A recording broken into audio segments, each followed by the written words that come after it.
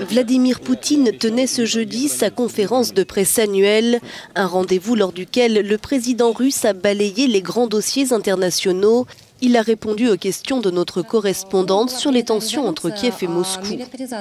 L'ONU a adopté une résolution sur la militarisation par la Russie de la mer d'Azov, de la Crimée et d'une partie de la mer Noire. Après ce qui est arrivé aux navires ukrainiens dans le détroit de Kertch, il a été rapporté que la Russie fournissait des équipements militaires à la Crimée. Pourquoi la Russie veut-elle des renforts militaires en Crimée et la Russie est-elle prête à déclarer l'ensemble de la zone maritime comme son territoire ?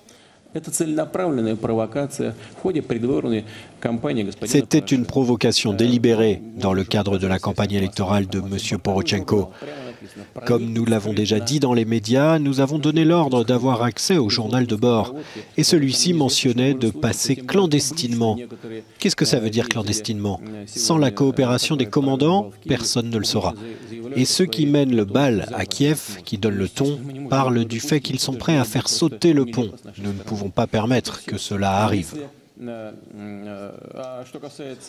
Quant au statut de la mer d'Azov, nous avons un traité depuis 2003 et il précise que la zone côtière de 5 km, qui ne se base pas sur les normes internationales de 12 000 marins, mais ces 5 km à compter de la côte sont les eaux territoriales de l'État, qu'il s'agisse de la Russie ou de l'Ukraine. Et le reste de la mer est commun aux deux pays. Et lorsque nos pêcheurs ont été arrêtés, ils l'ont été dans ces eaux neutres. Ils n'entraient pas dans les eaux territoriales.